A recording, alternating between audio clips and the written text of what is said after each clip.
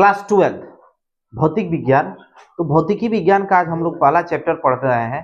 Syllabus आप note करने के बाद जब पहले चैप्टर पर आएंगे तो पहला चैप्टर स्थिर विद्युतिकी है। स्थिर विद्युतिकी जिसे हम स्टैटिक इलेक्ट्रिसिटी कहते हैं, और उसमें सबसे पहले हेडिंग की हम अगर बात करते हैं तो यह जो है विद्युत आवेश, इलेक्ट्रिक चार्ज।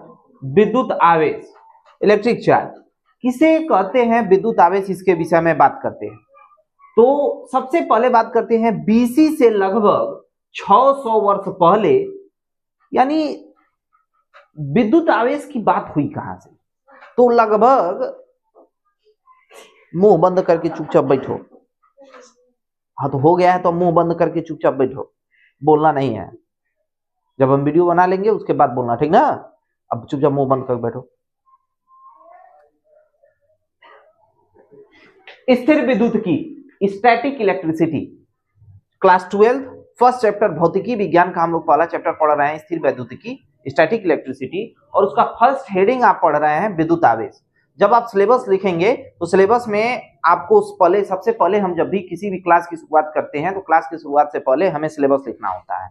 हम विषय वस्तु लिखते हैं, तो विषय वस्तु में जब आप लिखेंगे तो सबसे पहली हेडिंग आप पाएंगे कि आपको विद्युत आवेश के बारे में पढ़ना है। आपने पहले भी क्लास 10th में भी आपने पढ़ा है, क्लास 11th में भी विद्युत आवेश के बारे में जाना है, और आप क्लास 12th में भी पढ़ रहे हैं। तो सबसे पहले थोड़े से इसके इंट्रो के बारे में बात करते हैं कि विद्युत आवेश आया कहां से, क्योंकि अब आपकी थोड़ी सी जानकारी डिटेल होनी चाहिए।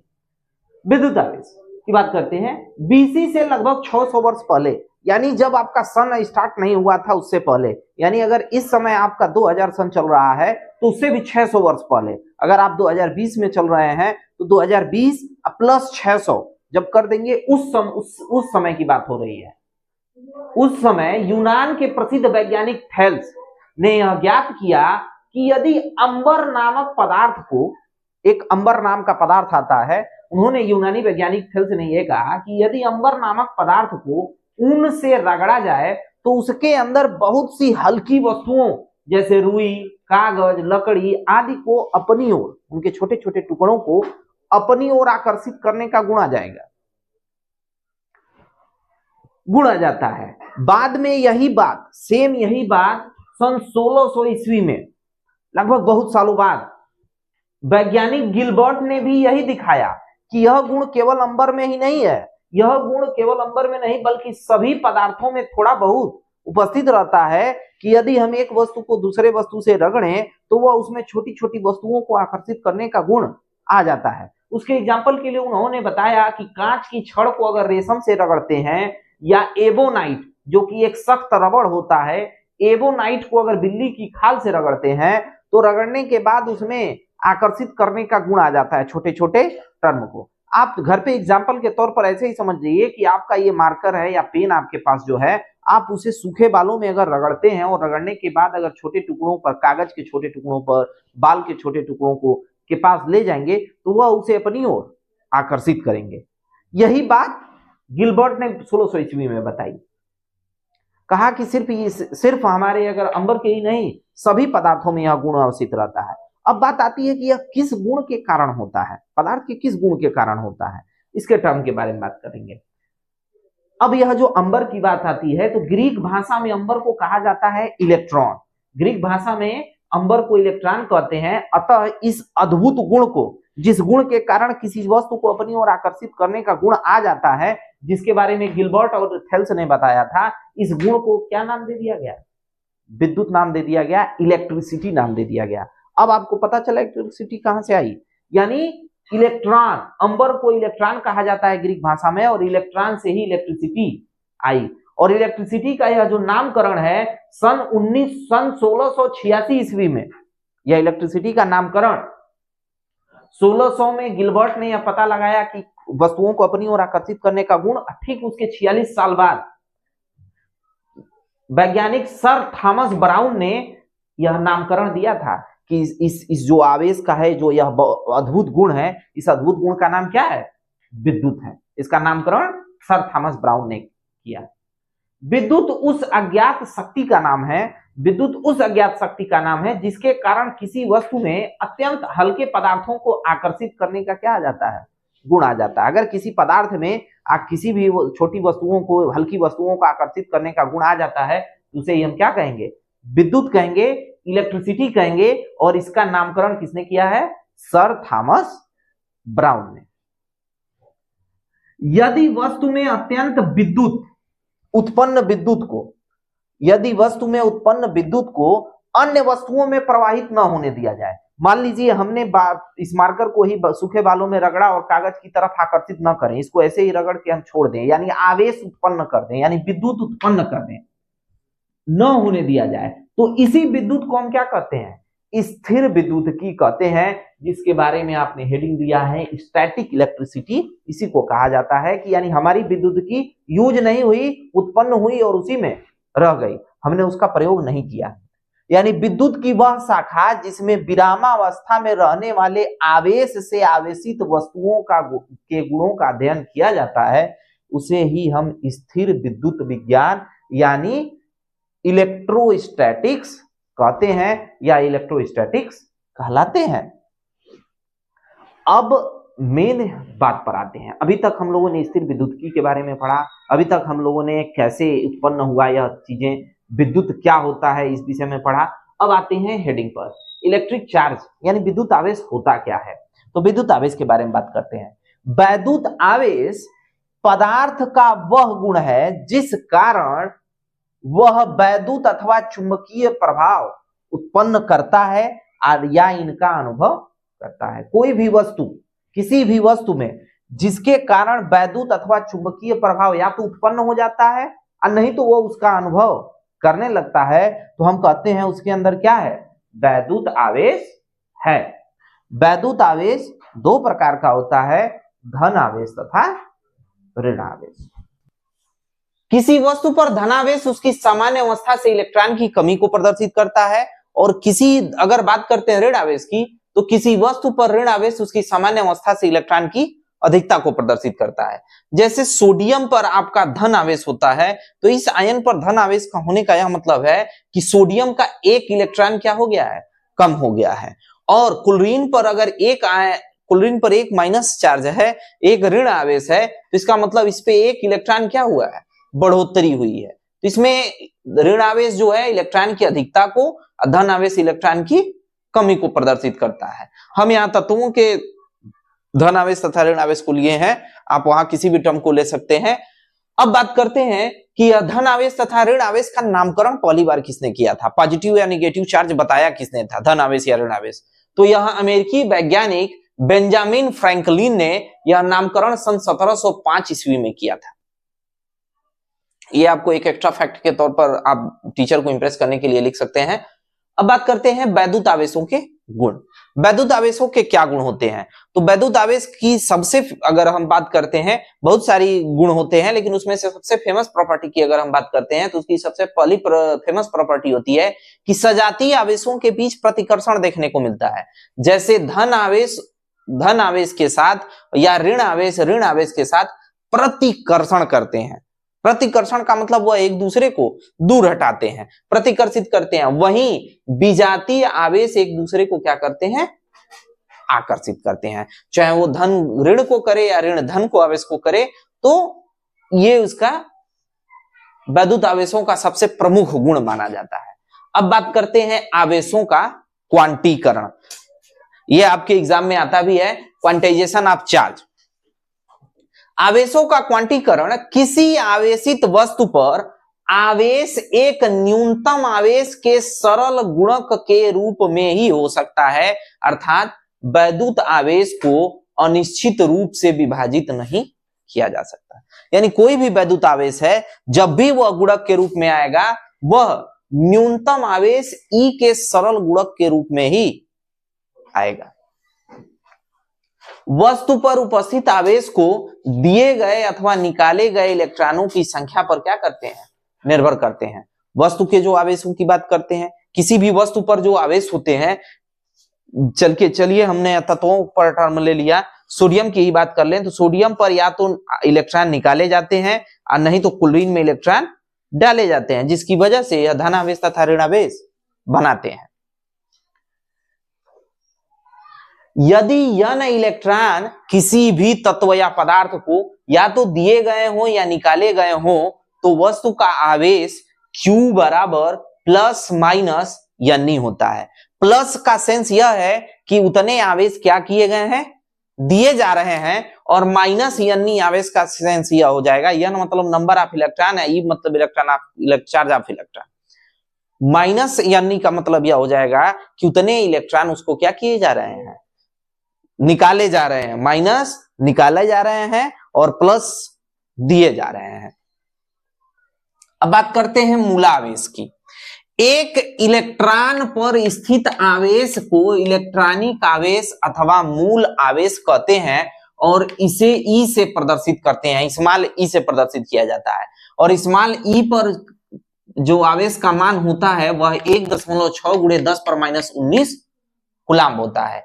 इसका जो यह मान है, आवेश का यह मान वैज्ञानिक मिलिकॉन ने पता लगाया था।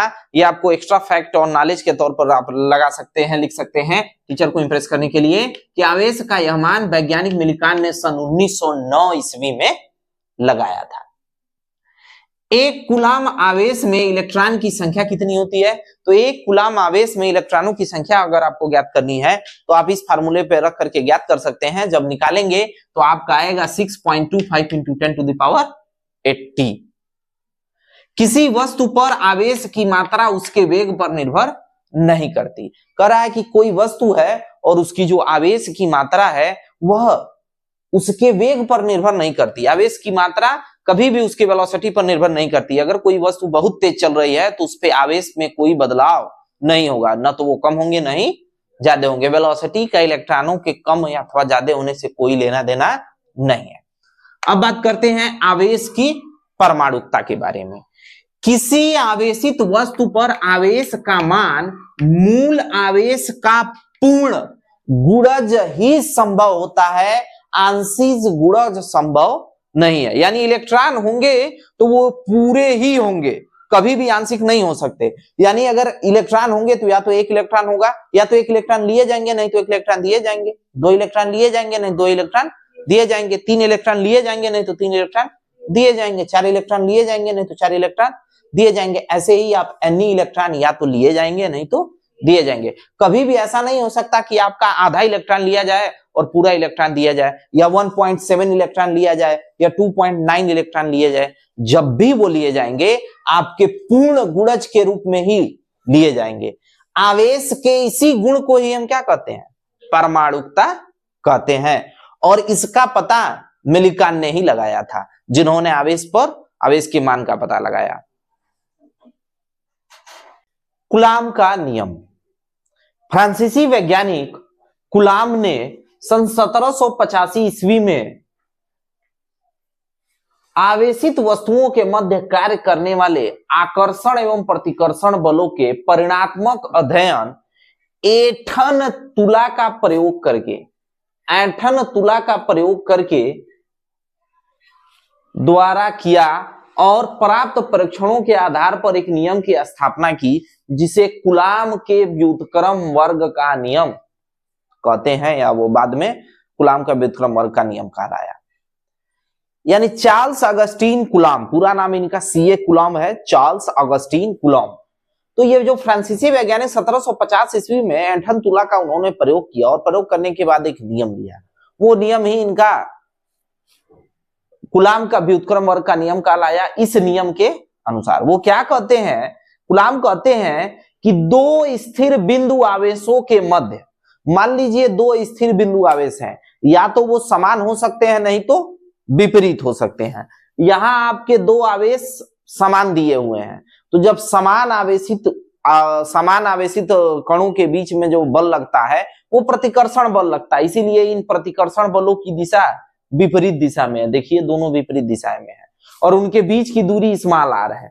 ऐसे ही यहां पर हमारे पास भी 2 आवेश हैं, लेकिन ये विपरीत हैं, समान नहीं है, जिनकी वजह से इनके बीच जो लगने वाला आकर्षण बल होगा वो अंदर की तरफ होगा और वो आकर्षित करेगा। अंदर की तरफ बल लग रहा है, वो एक दूसरे को आकर्षित करेंगे, तो इसलिए यह तीर ऐसे है। तो दोनों हो सकता है, किन्हीं 2 स्थिर बिंदु आवेशों के मध्य लगने वाला आकर्षण अथवा प्रतिकर्षण बल दोनों आवेशों की मात्राओं के गुणनफल के अनुक्रमानुपाती, दोनों आवेशों के मात्राओं के गुणनफल के अनुक्रमानुपाती तथा उनकी बीच की दूरी, उनके बीच की दूरी जो इसको आर आपने आर कहा है, उनकी बीच की दूरी के वर्ग के व्युत क्रमानुपाती होता है। यही कूलाम का नियम है। अगर हमने मान लिया कि माना यदि दो बिंदु आवेश Q1 और Q2 के बीच की दूरी स्मॉल r हो तो कूलाम के नियमानुसार उनके बीच कार्य करने वाला आकर्षण अथवा प्रतिकर्षण बल, आकर्षण अथवा प्रतिकर्षण बल दोनों आवेशों के परिणात्मक स्वरूप के गुणनफल के अनुक्रमानुपाती तथा उनकी बीच की दूरी के वर्ग के व्युत क्रमानुपाती होता है, जिससे आपको दो समीकरण, एक समीकरण 1 और दूसरा समीकरण 2 मिलेगा। अब इन दोनों समीकरणों को जब आप ध्यान से एक और दो समीकरणों को कंबाइन करेंगे, एक दूसरे से मिलाएंगे, तो यह अनुक्रमानुपाती हो जाएगा Q1 Q2 अपान R स्क्वायर। जब भी हम जानते हैं कि कोई भी अनुक्रमानुपाती स्थिरांक या नियतांक हटाते हैं तो अनुक्रमानुपाती का चिन्ह जब हट करके बराबर में आता है तो उसके साथ अनुपाती की स्थिरांक लगता है। तो अनुक्रमानुपाती का यह जो निशान है हटा है तो उसके साथ बराबर के साथ एक अनुपाती की स्थिरांक लगा है, जिसका नाम हमने यहाँ दिया है स्मॉल a, जहां a क्या है, समानुपातिक नियतांक है या समानुपातिक स्थिरांक है। इस a का मान यदि दोनों आवेश वायु अथवा निर्वात में रखे गए, दोनों आवेश अगर आपने वायु अथवा निर्वात में रख दिया है, Q1 Q2 दोनों वायु में हो नहीं तो निर्वात में हो, तो बलों को न्यूटन में, बल को न्यूटन में, दूरी को मीटर में तथा आवेशों को कूलाम में व्यक्त किया जाए तो A बराबर फार्मूला हो जाएगा, A बराबर A की वैल्यू निकल करके आई है 1/4 पाई एप्सिलॉन 0। कब? जब आपके दोनों आवेश या तो वायु में रखे हो नहीं तो निर्वात में रखे हो। वायु मतलब पृथ्वी पर कहीं रहेगा, वायु मिलेगा आपको, और निर्वात मतलब आप स्पेस में कहीं रखे हो। अगर आवेश इन दोनों जगहों में से किसी एक में है तो वहां पर A का जब मान निकाला गया तो वो पाया गया कि यह 1/4 पाई एप्सिलॉन 0 के बराबर होता है, जहां इसका मान 9 × 10⁻9 न्यूटन मीटर स्क्वायर प्रति कूलाम स्क्वायर होता है। अब जहां एप्सिलॉन 0 को रिक्त स्थान अथवा निर्वात की विद्युतशीलता कहते हैं या विद्युतशीलता होती है। यदि निर्वात या वायु में आवेशों के बीच कार्य करने वाला बल F0 से व्यक्त किया जाए तो F0 बराबर 1/4 पाई एप्सिलॉन 0 Q1 Q2 अपान R स्क्वायर। यानी आपका जो कूलाम का जो बल निकला है, कूलाम के नियम से यहाँ जो बल निकला है, यहाँ A का मान आप क्या रख देंगे, 1/4 पाई एप्सिलॉन 0 Q1 Q2 अपान R स्क्वायर। यदि आवेश अन्य किसी माध्यम में रखा हो, यदि आवेश इसके अलावा किसी अन्य माध्यम में रखा हो तो A बराबर 1/4 पाई एप्सिलॉन होता है, जहां एप्सिलॉन माध्यम की विद्युतशीलता है। एप्सिलॉन नॉट भी आप इसे कर सकते हैं, बेटर रहेगा, यह एप्सिलॉन आपके ऊपर है। अतः कूलाम बल बराबर हो जाएगा F बराबर 1/4 पाई एप्सिलॉन Q1 Q2 अपान R स्क्वायर। दो स्थितियां होंगी, या तो आपकी स्थिति वायु में रखी होगी और नहीं तो किसी अन्य माध्यम में। वायु में रखी गई होगी तो A का मान 1/4 पाई एप्सिलॉन 0 आएगा, और अगर किसी अन्य माध्यम में रखी गई होगी तो A का मान 1/4 पाई एप्सिलॉन लिया जाएगा, जहां एप्सिलॉन माध्यम की विद्युतशीलता है और जहां एप्सिलॉन 0 रिक्त स्थान अथवा निर्वात की विद्युतशीलता है। प्रयोग से यह देखा गया कि किन्हीं दो बिंदु आवेशों के बीच किसी निश्चित दूरी के लिए कार्य करने वाले बल निर्वात में, जो निर्वात आपका होता है, उस निर्वात में सबसे अधिक होता है। अतः माध्यम के लिए F0/F किया गया, जिसका मान K के बराबर आया, और यह माध्यम का क्या होता है, परावैद्युतांक माना जाता है। यह माध्यम का परावैद्युतांक है। यानी समीकरण 3 और 4 को अगर आप देखेंगे तो समीकरण 3 और 4 से जब आप निकालेंगे तो F/F0 की वैल्यू निकालेंगे तो टोटल टर्म Q1 Q2 अपान R स्क्वायर से Q1 Q2 अपान R स्क्वायर कट जाएगा और इस टर्म के बराबर आएगा। तो यह एप्सिलॉन अपान एप्सिलॉन नॉट का मान हो जाएगा K, और एप्सिलॉन बराबर K एप्सिलॉन, यह 6 है। यह जो मान है निर्वात की विद्युतशीलता एप्सिलॉन 0 और माध्यम का निरपेक्ष विद्युतशीलता एप्सिलॉन के मध्य संबंध भी स्थापित हो गया। तो निर्वात की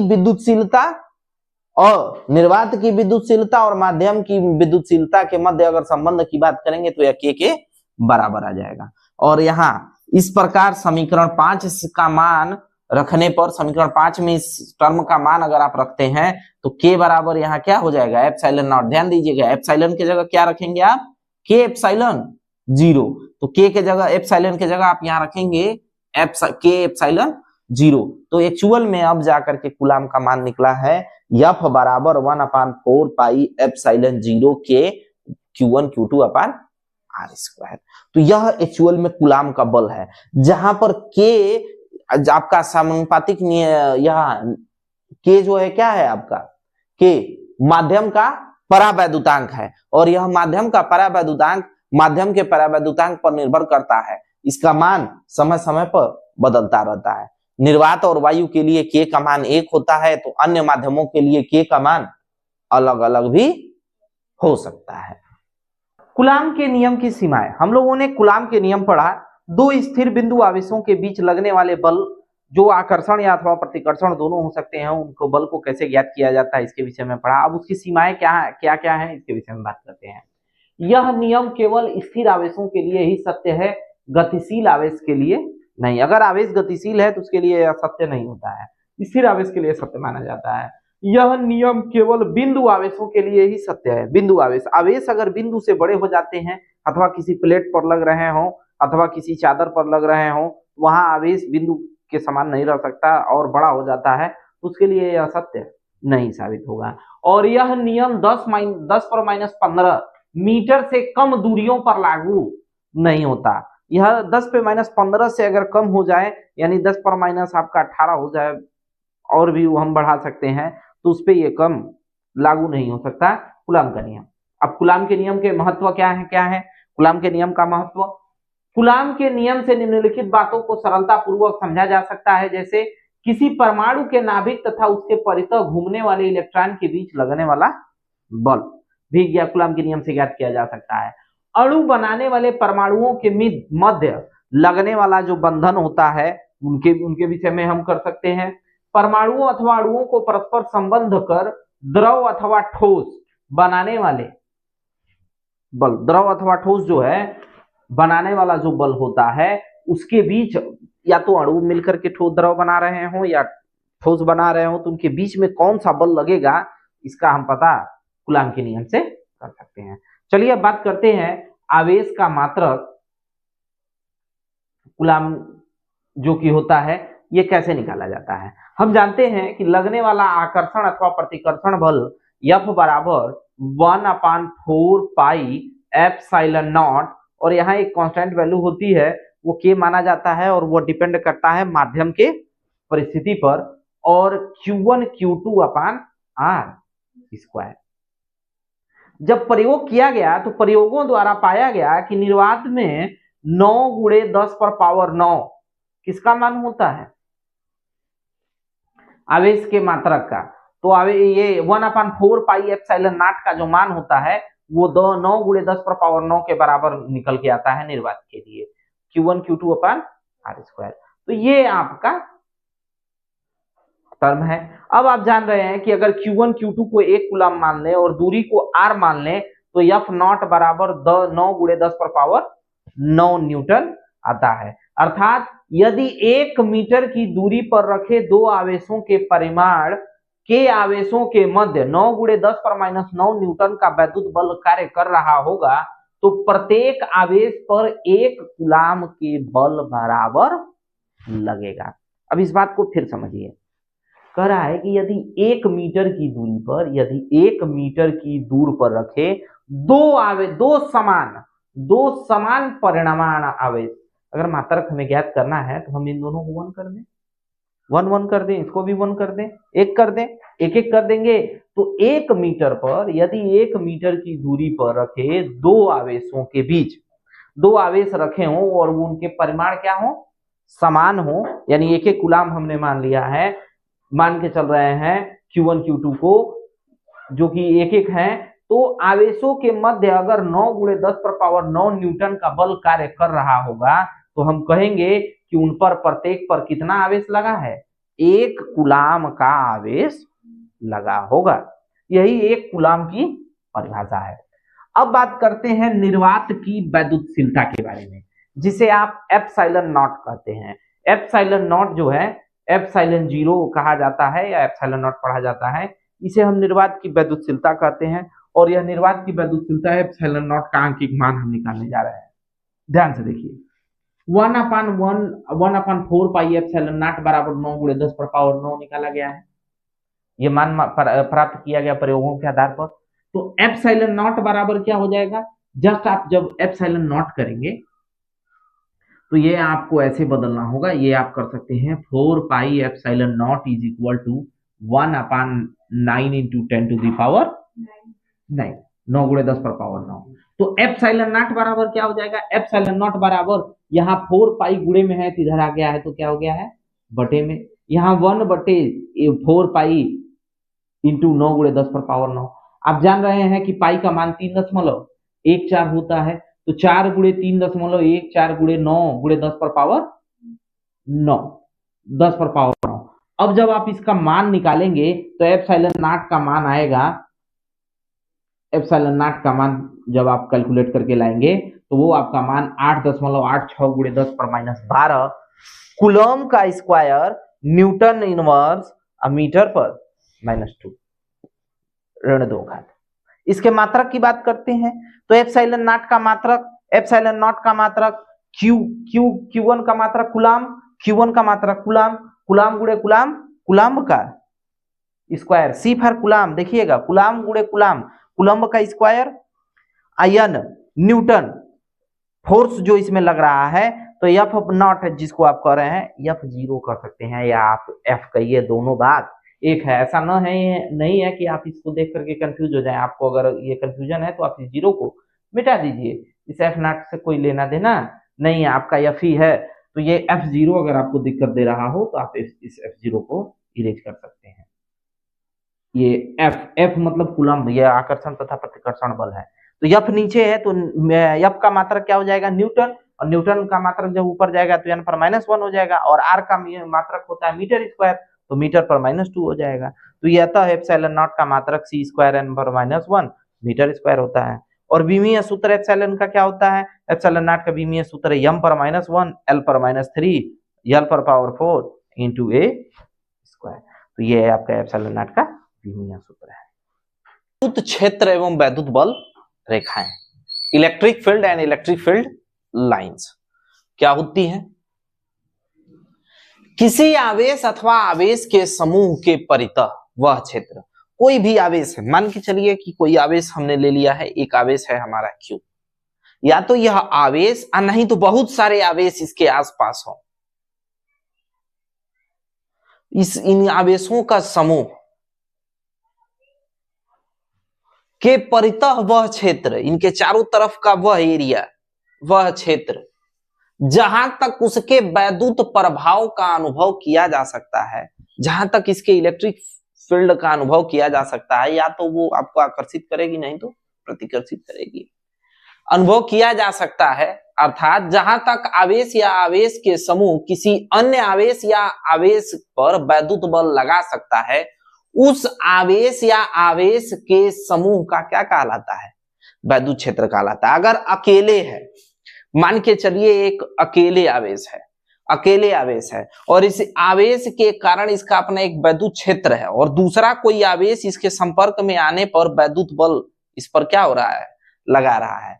अगर समान आवेश है तो वो प्रतिकर्षण बल लगाएगा, और असमान आवेश है तो आकर्षण बल लगाएगा। तो इसके अंदर का वह क्षेत्र जहां से कोई दूसरा आवेश प्रतिकर्षण अथवा आकर्षण बल का अनुभव करता है, वह क्षेत्र क्या कहलाता है, वैद्युत क्षेत्र कहलाता है। अकेले है तो आवेश का, और नहीं तो बहुत सारे आवेशों के समूह का वैद्युत क्षेत्र कहलाएगा। यह एक सदिश राशि है। क्यों सदिश राशि है, क्योंकि वैद्युत क्षेत्र एक पर्टिकुलर दिशा में लगेगी और इसकी दिशा धन परीक्षण आवेश पर लगने वाले बल की दिशा से व्यक्त होती है। यानी जो भी धन परीक्षण आवेश होगा उसी की तरफ इस बल की भी दिशा प्रदर्शित होगी, इस वैद्युत क्षेत्र की भी दिशा प्रदर्शित होती है। अर्थात कोई भी विद्युत क्षेत्र विद्युत बल रेखाओं द्वारा व्यक्त किया जाता है, इसलिए वैद्युत क्षेत्र में स्वतंत्रता पूर्वक छोड़ा गया धन परीक्षण आवेश, कोई भी वैद्युत क्षेत्र हो और उसमें हम धन परीक्षण आवेश को अगर छोड़ देते हैं, यानी उस आवेश पर कौन सा आवेश है, वो धन है, धनात्मक है, तो वह धन परीक्षण आवेश जिस मार्ग का अनुसरण करता है, यानी जिस रास्ते से वो होकर के जाता है, उसे ही हम उस क्षेत्र की क्या कहते हैं, वैद्युत बल रेखा कहते हैं। और हम जानते हैं कि धन परीक्षण आवेश किसकी तरफ जाएगा, ऋण की तरफ जाएगा।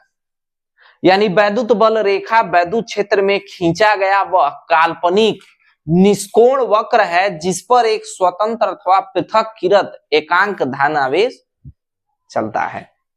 अतः किसी भी वैद्युत क्षेत्र को वैद्युत बल रेखाओं द्वारा क्या किया जा सकता है, प्रदर्शित किया जा सकता है। अगर कहीं वैद्युत क्षेत्र है तो उसकी वैद्युत बल रेखाएं उसे प्रदर्शित करेंगी। वैद्युत बल रेखाओं को निम्नांकित विशेषताएं होती हैं। वैद्युत बल रेखाओं की ये विशेषताएं हैं। कौन कौन सी विशेषता है? सबसे पहली विशेषता के बारे में बात करते हैं। वैद्युत बल रेखा किसी बिंदु पर खींची गई संकरी रेखा उस बिंदु पर परिणामी वैद्युत क्षेत्र की दिशा को व्यक्त करता है।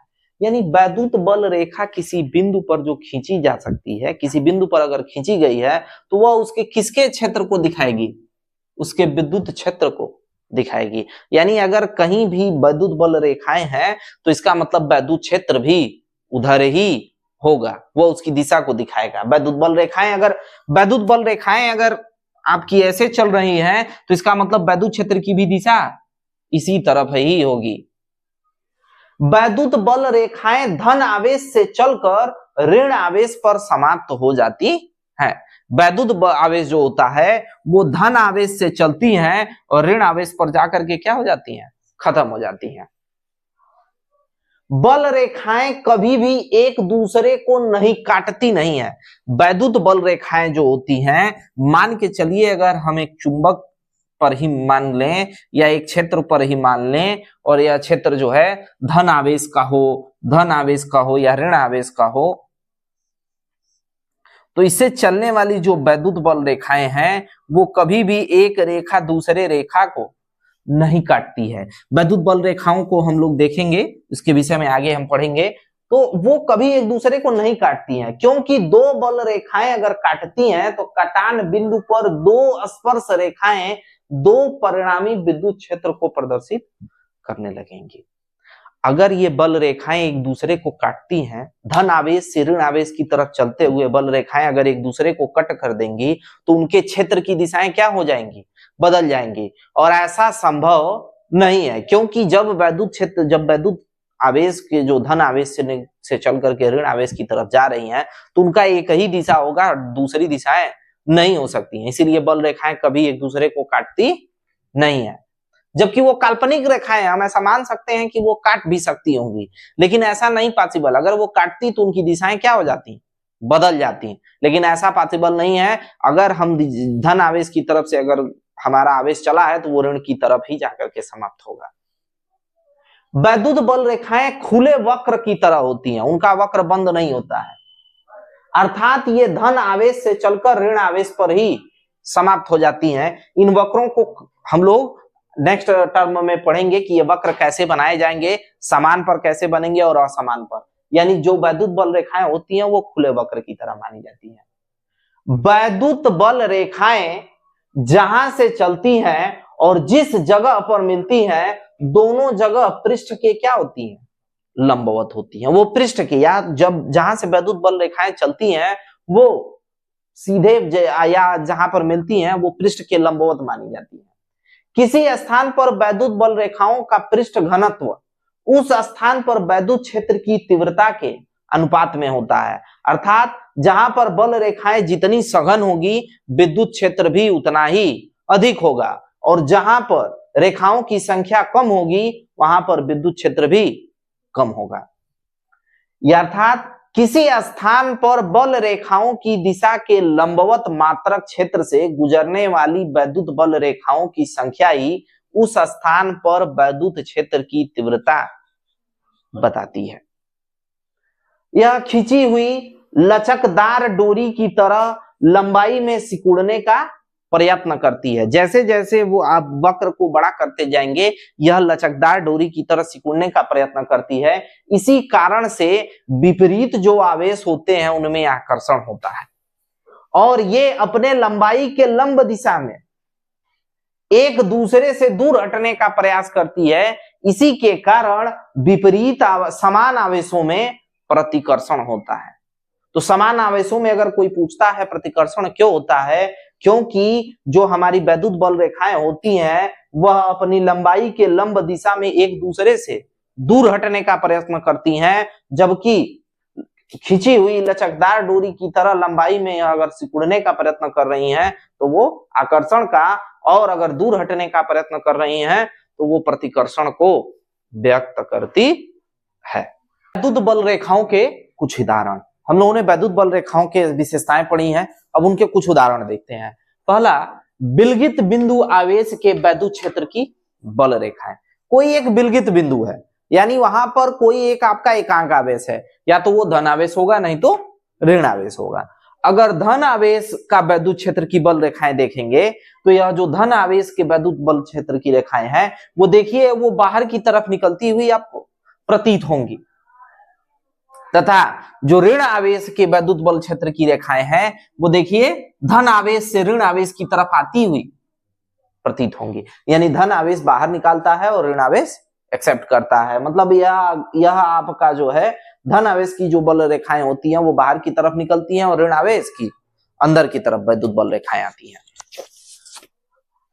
आवेश युग्म के वैद्युत क्षेत्र की बल रेखाएं, अभी आपका विलगित था, विलगित का मतलब होता है अलग अलग था, लेकिन अगर आवेश एक साथ हो जाए तो क्या होगा, युग्म में एक साथ दिया जाए, यदि दोनों आवेश परिमाण में समान एवं प्रकृति में धनात्मक हैं, अगर दोनों के दोनों समान परिमाण के हैं और प्रकृति के हैं और दोनों के दो आवेशों का जोड़ा लिया जाए तो उनके वैद्युत क्षेत्र की बल रेखाएं देखिए कुछ इस प्रकार की होंगी। दोनों एक दूसरे को क्या करेंगे, प्रतिकर्षित करेंगे और उनकी बल रेखाएं बाहर की तरफ, यह इस आवेश की बल रेखाएं बाहर की तरफ और इस आवेश की भी बल रेखाएं बाहर की तरफ होंगी, जिसके कारण अगर ये दोनों विपरीत आवेश एक पास आएंगे तो वो एक दूसरे को क्या करेंगे, प्रतिकर्षित करेंगे।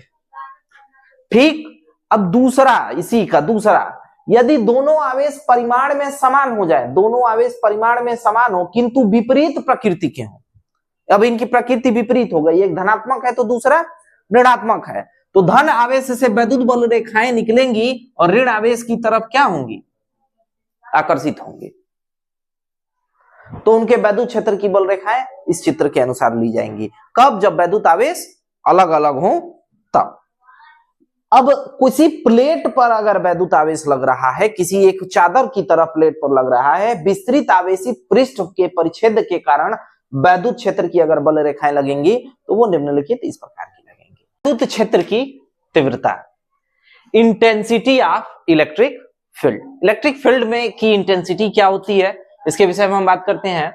विद्युत क्षेत्र में किसी बिंदु पर धन परीक्षण आवेश पर यदि वैद्युत बल F वैद्युत बल कार्य करता है तो उस बिंदु पर वैद्युत क्षेत्र की तीव्रता E की परिभाषा निम्न प्रकार होगी, और यहां वैद्युत क्षेत्र की तीव्रता E बराबर F बटा परीक्षण आवेश Q0 या Q0, जिसका मात्रक N कूलम पर इनवर्स होता है और ये इसका विभीय सूत्र है।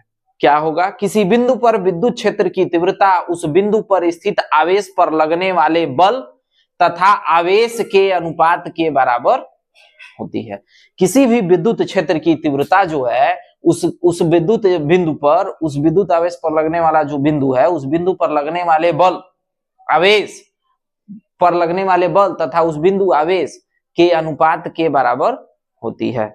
यदि हम मान लें कि यहाँ जो आवेश है वो 1 कूलम हो गया, यानी आवेश यहाँ Q0 1 कूलम हो गया, तो E किसके बराबर हो जाएगा, F के बराबर हो जाएगा।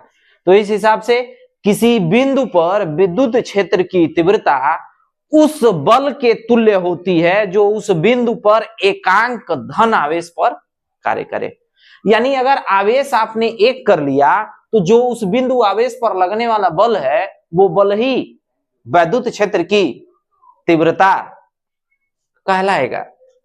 विद्युत क्षेत्र एक सदिश राशि है, इसकी दिशा उस बिंदु के धन आवेश पर कार्य करने वाले बल की दिशा में व्यक्त करेगी या उसी दिशा में होती है। तो F बराबर Q नॉट E।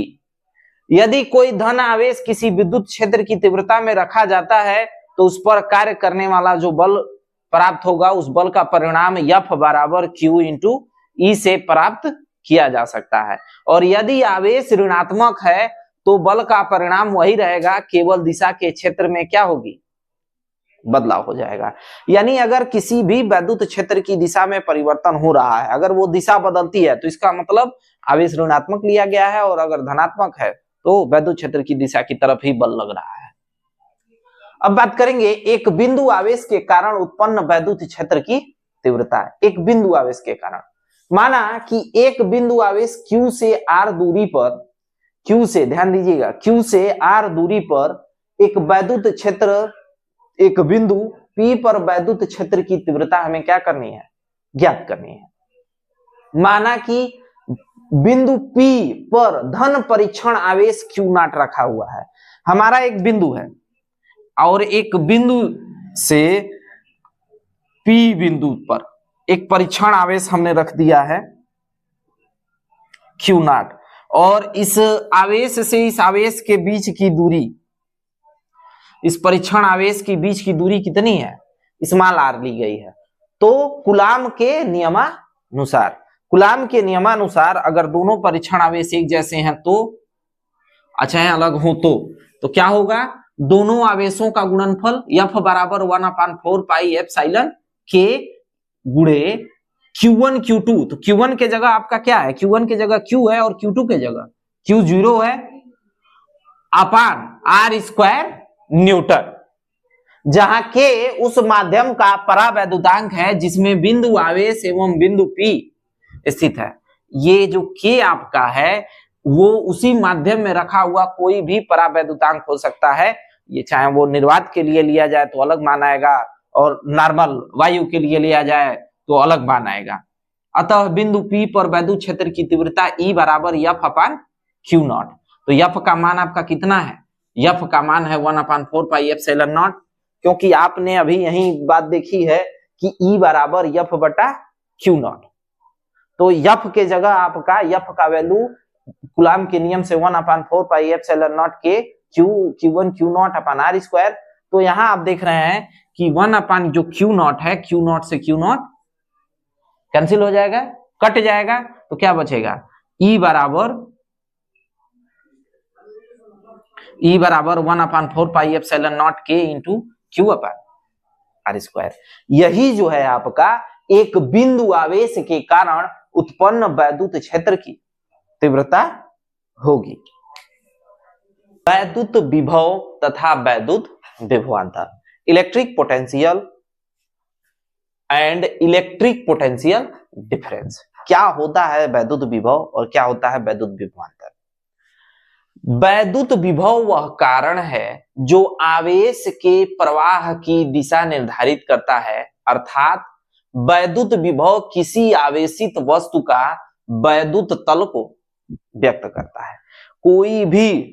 कोई भी अगर आवेशित वस्तु है तो उस आवेश के प्रवाह की दिशा को विद्युत विभवांतर निर्धारित करता है कि उसकी प्रवाह कितनी होगी, किस दिशा में होगी, इसको निर्धारित करता है। या दूसरे शब्दों में आप कह सकते हैं कि किसी आवेशित वस्तु का जो वैद्युत तल होता है उसे ही हम वैद्युत विभव कहते हैं। जिस प्रकार द्रवों का प्रवाह सदैव उच्च गुरुत्वीय तल से निम्न तल की ओर होता है, जैसे कोई भी लिक्विड है तो उसका उच्च गुरुत्वीय तल से निम्न गुरुत्वीय तल की तरफ हमेशा प्रवाह होगा। जहां गुरुत्वीय तल अधिक होगा निम्न की तरफ बहेगा, इसीलिए उसमें द्रवों में बहने का गुण होता है। तथा उष्मा का प्रवाह सदैव उच्च ताप से वस्तु से निम्न ताप की वस्तु की ओर होता है। वैसे ही उष्मा का जो प्रवाह होता है उच्च ताप की जो वस्तु है आपके साथ उच्च ताप वाले वस्तु से निम्न ताप वाले वस्तु की तरफ होती है। ठीक उसी प्रकार आवेश का प्रवाह भी उच्च विभव से निम्न विभव की तरफ होता है। ऐसे ही अगर उच्च आवेश है तो आवेश में जो पोटेंशियल डिफरेंस जिसका ज्यादा होगा उसी से निम्न वाले पोटेंशियल डिफरेंस की तरफ, यानी उच्च विभव से निम्न विभव की तरफ विभव का भी प्रवाह होता है। वैद्युत विभव एक अदिश राशि है, इसे कैपिटल V से व्यक्त करते हैं। माना किसी समरूप वैद्युत क्षेत्र में स्थित दो बिंदुएं A एवं B के बीच वैद्युत विभव क्रमशः VA तथा VB है।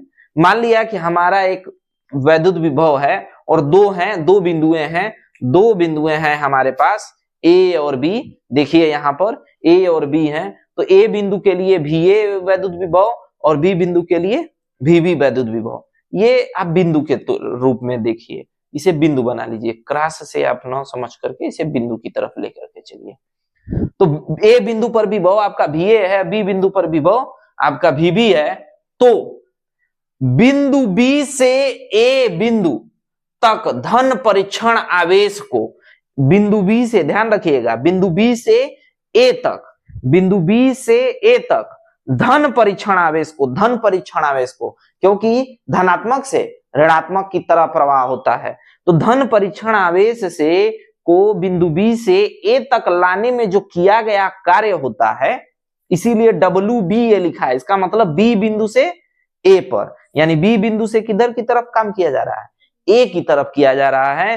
तो धन बिंदुत जो विभव है आपका B बिंदु से A बिंदु तक लाने में किया गया अगर WBA कार्य करना पड़ता है, तो उक्त बिंदुओं के मध्य विभवांतर की परिभाषा निम्न प्रकार होगी, VA माइनस VB बराबर WBA अपान Q0।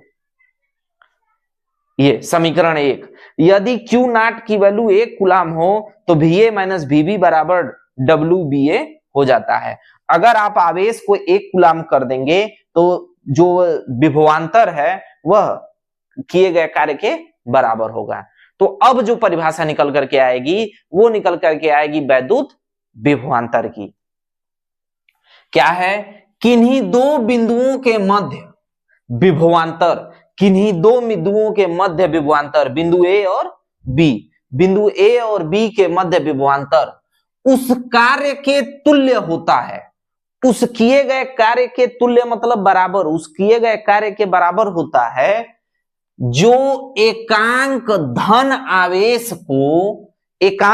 आवेश को कितना कर दिया गया है, 1 कर दिया गया है। देखिए आवेश को 1 कर दिया गया है, तो एकांक धन आवेश को उच्च यानी एक बिंदु से दूसरे बिंदु तक, यानी उच्च विभव वाले से निम्न विभव वाले में करना पड़ता है, तक ले जाने में करना पड़ता है। उस कार्य को ही वैद्युत विभवांतर कहते हैं।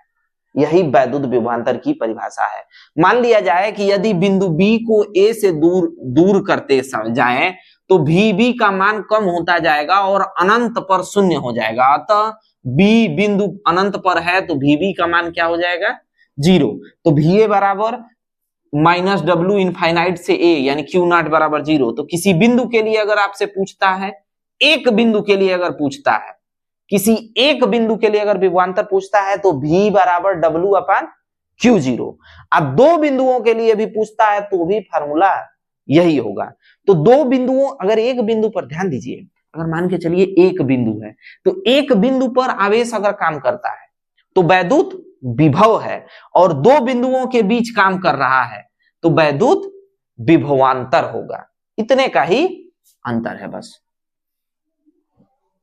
यदि Q बराबर 1 कूलाम हो और V W के बराबर हो जाता है तो किसी बिंदु पर वैद्युत विभव उस कार्य के तुल्य होता है जो एकांक धनावेश को अनंत से उस बिंदु तक लाने में करना पड़ता है।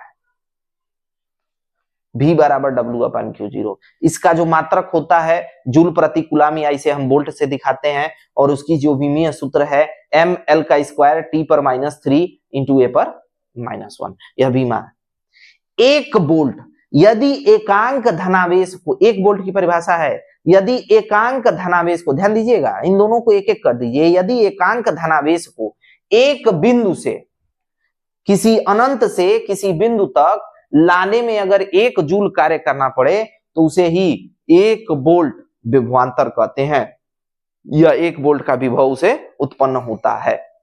बात को समझिएगा।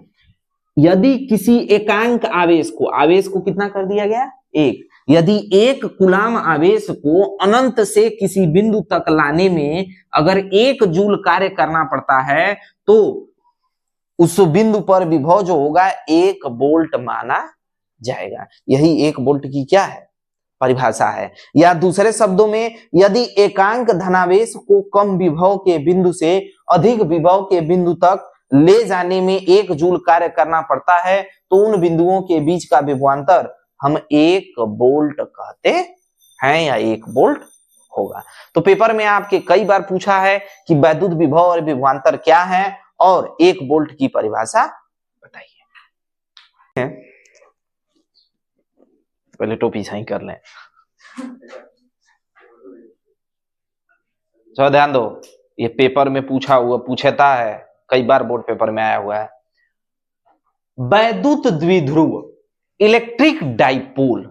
वैद्युत द्विध्रुव किसे कहते हैं? नाम से ही जैसा आपको स्पष्ट है कि वैद्युत और द्विध्रुव यानी ऐसा कोई सिस्टम या ऐसा कोई निकाय जिसमें 2 ध्रुव हो, जब परिमाण में समान परंतु प्रकृति में विपरीत 2 आवेश किसी अल्प दूरी पर स्थित होते हैं तो वे वैद्युत द्विध्रुव की रचना करते हैं। कोई भी ऐसे 2 विपरीत और समान, परिमाण में समान लेकिन अपनी प्रकृति में विपरीत 2 आवेश जब एकदम एक अल्प दूरी को हमने 2l लिया है, अल्प दूरी 2l पर जब सम्मिलित होते हैं, स्थित होते हैं, तो ऐसे में वो वैद्युत द्विध्रुव का निर्माण करते हैं, जिसे यहां स्मॉल p से दिखाया गया है। तो कोई भी 2 आवेश जो परिमाण में समान होंगे लेकिन प्रकृति में अगर विपरीत होंगे और उनके बीच में अगर थोड़ी भी दूरी होगी तो वे वैद्युत द्विध्रुव का निर्माण करेंगे। अब वैद्युत द्विध्रुव वह निकाय है, वह सिस्टम है जिसमें 2 समान परिमाण व विपरीत प्रकृति के आवेश यानी +q -q एक दूसरे से अल्प दूरी 2l पर स्थित होते हैं। यहां एक बात आती है कि आप यहां दूरी क्यों 2l ले रहे हैं? 2l इसलिए यह दूरी ली गई है क्योंकि जब हम परिणामात्मक तौर पर सूत्रों का जब हम निर्देशांक निकालते हैं, सूत्रों को जब हम निगमित करते हैं, जब निगमन करते हैं, सूत्रों को प्राप्त करते हैं, उस समय 2l दूरी पर आसानी से वे सूत्र निगमित हो जाते हैं, इसीलिए 2l दूरी लिया गया है, नहीं तो हम दूरी l भी ले सकते थे। अब वाली रेखा को द्विध्रुव की अक्ष यानी डाइपोल एक्सिस कहते हैं।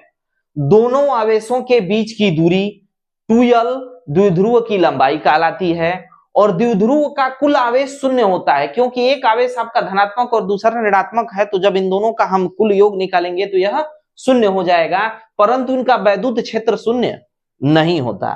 प्रत्येक वैद्युत द्विध्रुव में द्विध्रुव आघूर्ण होता है, तो यह जो द्विध्रुव निकाय है इसके अंदर द्विध्रुव आघूर्ण होता है। तो अब बात करेंगे वैद्युत द्विध्रुव आघूर्ण के बारे में। इलेक्ट्रिक डाइपोल मोमेंट किसे कहा जाता है? किसी भी वैद्युत द्विध्रुव का, ध्यान से परिभाषा को समझिएगा, किसी भी वैद्युत द्विध्रुव का, यह एक सिस्टम वैद्युत द्विध्रुव का है, किसी भी वैद्युत द्विध्रुव का वैद्युत द्विध्रुव आघूर्ण, जो इसका वैद्युत द्विध्रुव आघूर्ण होता है, एक सदिश राशि होती है। क्यों? क्योंकि इसकी दिशा होती है, यह ऋणात्मक आवेश से धनात्मक आवेश की तरफ जाता है। वैद्युत द्विध्रुव की दिशा किधर होती है? वैद्युत द्विध्रुव आघूर्ण की दिशा तो ऋणात्मक आवेश से धनात्मक की तरफ होती है। चूंकि इसकी दिशा होती है, जिसकी दिशा होती है और परिमाण होता है, उसी को हम कौन सी राशि बोलते हैं? सदिश राशि बोलते हैं। जिसका परिमाण एक आवेश के परिमाण, जिसका परिमाण, किसका परिमाण? वैद्युत द्विध्रुव का परिमाण एक आवेश के परिमाण तथा दोनों आवेशों के बीच की दूरी के गुणनफल, दोनों आवेशों के बीच की दूरी क्या है? 2l है। तो एक आवेश वैद्युत द्विध्रुव का परिमाण आवेश के परिमाण, एक आवेश के परिमाण, दोनों में से कोई एक आवेश आपने ले लिया, धनात्मक ले लें या ऋणात्मक ले लें, आपके ऊपर डिपेंड करता है। धनात्मक लेंगे तो धन आएगा, ऋणात्मक लेंगे तो ऋण आएगा। दोनों में से किसी एक आवेश के परिमाण तथा दोनों आवेशों के बीच की दूरी के गुणनफल के बराबर होता है। इसकी दिशा द्विध्रुव के अक्ष के अनुदिश यानी ऋण दिशा से धन दिशा की तरफ होती है। किसकी? वैद्युत द्विध्रुव आघूर्ण की। तो वैद्युत द्विध्रुव आघूर्ण का परिमाण P बराबर Q इंटू 2L होता है, जहां Q एक आवेश का परिमाण है और 2L दोनों आवेशों के बीच की दूरी होती है। इसका एसआई मात्रक कूलाम मीटर होता है और इसका विमीय सूत्र LTA होता है। अब यहां पर दो आपको अलग अलग टर्म के दिखाई दे रहे होंगे, जिनमें आपको ध्रुवीय तथा अध्रुवीय आवेश दिखाने हैं। तो ये जो प्लस माइनस में आपको दिखाई दे रहे होंगे, ये अध्रुवीय है, ये अध्रुवीय है और ये ध्रुवीय है। तो अब बात करते हैं अध्रुवीय और ध्रुवीय अणु के बारे में। अध्रुवीय अणु तथा ध्रुवीय अणु के बारे में। क्या ध्रुवीय तथा अध्रुवीय अणु होते हैं, इनके परिमाण ये आपको बस समझाने के पर्पज से दिखाया जा रहा है। कुछ पदार्थों के अणुओं में धन एवं ऋण आवेशों का वितरण समरूप नहीं होता। कुछ ऐसे भी पदार्थ होते हैं जिनमें धन अणु तथा ऋण अणु का जो वितरण होता है वो बराबर मात्रा में नहीं होता। इनमें धन एवं ऋण आवेशों के प्रभावी केंद्र क्या होते हैं? अलग अलग होते हैं, क्योंकि वितरण समान नहीं है तो इनके प्रभावी केंद्र भी अलग अलग होते हैं। ऐसे अणु ध्रुवीय अणु कहलाते हैं और ऐसे अणु जो हैं आपके सारे ध्रुवीय अणु कहलाते हैं।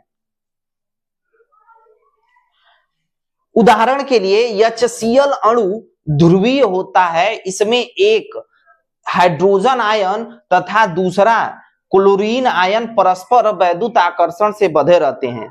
इसमें धन एवं ऋण आवेशों के प्रभावी केंद्रों के मध्य लगभग 10 से 11 m की दूरी होती है। इसी प्रकार सभी विद्युत अपघट्यों के पदार्थों के अणु ध्रुवीय होते हैं। सभी ध्रुवीय अणु हैं, जैसे HCl एक ध्रुवीय अणु है, H2O एक ध्रुवीय अणु है, NaCl एक ध्रुवीय अणु है, AgNO3 एक ध्रुवीय अणु है आदि वैद्युत द्विध्रुव के क्या है?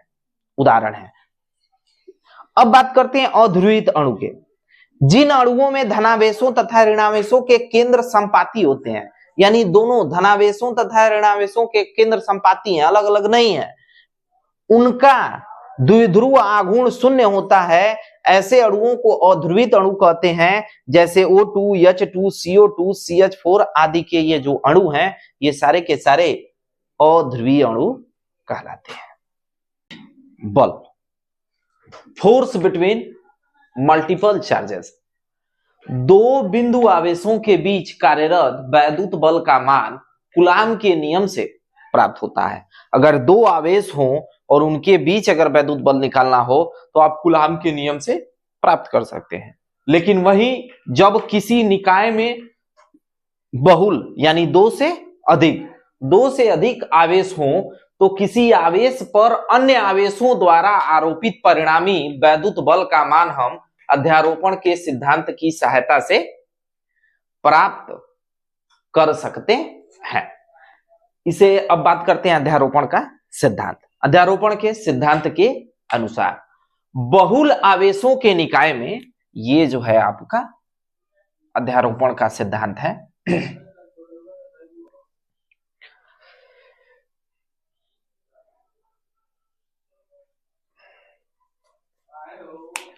बहुल आवेशों के निकाय में किन्हीं दो आवेशों के बीच कार्यरत वैद्युत बल का मान अन्य आवेशों की उपस्थिति के कारण प्रभावित नहीं होता। उनमें से किसी एक आवेश पर अन्य आवेशों के कारण कार्यरत परिणामी बल का मान उन सभी बलों के सदिश योग के बराबर होता है जो इस आवेश पर उन आवेशों द्वारा एक दूसरे पर लगाए जाते हैं। अब इस बात को समझिए जरा। बहुल आवेशों के निकाय में मान लीजिए कि बहुल आवेशों का निकाय है, बहुत सारे आवेश हैं हमारे पास। माना किसी निकाय में n स्थिर आवेश है। n स्थिर आवेश का मतलब आपके बहुत सारे आवेश हैं। आपके आवेश Q1 है, Q2 है, Q3 है, Q4 है, Q5 है, ऐसे ही Qn तक है। बहुत सारे आवेश हैं। यदि आवेश में Q1 पर Q2 के द्वारा आरोपित बल F12 तथा Q3 के द्वारा आरोपित बल F13 से लेकर के Qn के द्वारा आरोपित बल हो तो इसे F1 द्वारा हो, तो Q1 पर आरोपित परिणामी बल जो है अध्यारोपण के सिद्धांत द्वारा आप ऐसे कर सकते हैं कि F1 पर अगर वो बल लगाया जा रहा है तो 1 से यह 2 पर लग रहा है, फिर ये 1 से 3 पर लग रहा है, और ऐसे करते करते आपका 1 से n पर लगेगा, अध्यारोपित करके लगेगा। तो अध्यारोपण का सिद्धांत क्या कहता है कि दो आवेशों के बीच कार्यरत वैद्युत बल का मान अन्य आवेशों की उपस्थिति के कारण प्रभावित नहीं होता। कोई दो आवेश के बीच अगर बल लग रहा है तो बहुत सारे भी अगर आवेश आ जाते हैं तो उनका मान बदलता नहीं है, उन दोनों आवेशों पर लगने वाले बल का मान बदलता नहीं है। उनमें से किसी एक आवेश पर अन्य आवेशों के कारण कार्यरत परिणामी बल का मान उन सभी बलों के सदिश योग के बराबर हो जाता है, और जो भी उस पर बल लग रहा है उनके सभी के सदिश योग के बराबर हो जाता है, जो इस आवेश पर अन्य आवेशों द्वारा एक एक करके लगाए जाते हैं, जो कि उस आवेश पर एक एक करके आपको लगाए जाएंगे। यदि सभी आवेश जिसके लिए आपका यह सदिश योग बताया जा रहा है कि F1 पर 2 भी बल लगा रहा है, 3 भी, और n तक बल जितने के जितने हैं सब आपके पहले ही आवेश पर बल लगा रहे हैं। यदि सभी आवेश बिंदु आवेश हो तो F12, F13 तथा F1n की अगर हम बात करते हैं आदि का मान कूलाम के नियम से प्राप्त किया जा सकता है। इस प्रकार बहुल बिंदु आवेशों के निकाय में किसी बिंदु पर आवेश कार्यरत बल की गणना कूलाम के नियम तथा अध्यारोपण सिद्धांत के संयुक्त प्रयोग से आप ज्ञात कर सकते हैं। यानी अगर आपको कोई भी दो या दो से अधिक आवेशों, दो से अधिक, दो आवेशों तक का तो मान कूलाम का नियम ही बता देगा, लेकिन दो से अगर अधिक आवेश होते हैं तो उनका मान आप कूलाम के नियम तथा अध्यारोपण के सिद्धांत दोनों को संयुक्त रूप से दोनों का प्रयोग करके आप निकाल सकते हैं। कब? जब बहुल आवेश लगे तब, दो से अधिक आवेश किसी निकाय पर काम करेंगे तो आप अध्यारोपण के सिद्धांत का उपयोग करेंगे। वैद्युत क्षेत्र में वैद्युत द्विध्रुव को घुमाने में किया गया कार्य। अब वैद्युत द्विध्रुव को कल हम लोगों ने बात किया था कि बलयुग्म आघूर्ण के बारे में, किसी एक समान वैद्युत क्षेत्र में स्थित। आज हम लोग बात करेंगे कि एक समान वैद्युत क्षेत्र में वैद्युत द्विध्रुव को घुमाने में कितना कार्य करना पड़ता है। चलिए ध्यान दीजिए, माना कि कोई वैद्युत द्विध्रुव जिसका द्विध्रुव आघूर्ण P बराबर Q × 2L है, Q × 2L है, एक समरूप वैद्युत क्षेत्र E में, एक समरूप वैद्युत क्षेत्र है जो आपको दिखाई दे रहा है, E में रखा गया है। E में हम यह वैद्युत द्विध्रुव को रख दिए हैं। ध्यान दीजिए A और B पोजीशन पर हैं ये। अच्छा, अस्थाई संतुलन की अवस्था में वह AB की स्थिति में था। अस्थाई अगर संतुलन आप मान लेते हैं तो ध्यान दीजिए, अस्थाई संतुलन की अवस्था में वो A से B में था, और थीटा डिग्री के कोण पर यह झुकाव जो है, A से B का झुकाव जो है, ध्यान से देखिएगा, ये A से B यहां तक, ये आपका A से B वाला, ये जो डॉट डॉट डॉट वाली लाइन दिख रही है, यही A से B है। थीटा कोण के झुकाव पर, तो थीटा कोण का झुकाव जब हुआ है तो यह B डैश में चला गया है और A डैश में चला आया है, ऐसे ये, तो ये थीटा कोण का झुकाव हो गया है। अगर हम जब उसे थीटा कोण पर घुमा दिए जाता है तो वह A डैश B डैश स्थिति में पहुंच जाता है। आपका A था, ध्यान दीजिए, आपका A भी था। हम आपको अगर सिंपल सी बात करें तो ये आपका A भी था, और आपने थीटा कोण पे झुका दिया तो किसमें बदल गया? A डैश B डैश में बदल गया। A डैश B डैश में थीटा कोण पर झुका दिया, तो इस स्थिति में उसके दोनों आवेशों के मध्य प्रभावी दूरी CD रह जाती है, और इनके बीच में जो यह प्रभावी दूरी है वह C से D की रह जाती है। यहां ध्यान दीजिए, C से D प्रभावी दूरी जो CD है वो CD ही रहेगा। इसका अर्थ यह हुआ कि थीटा कोण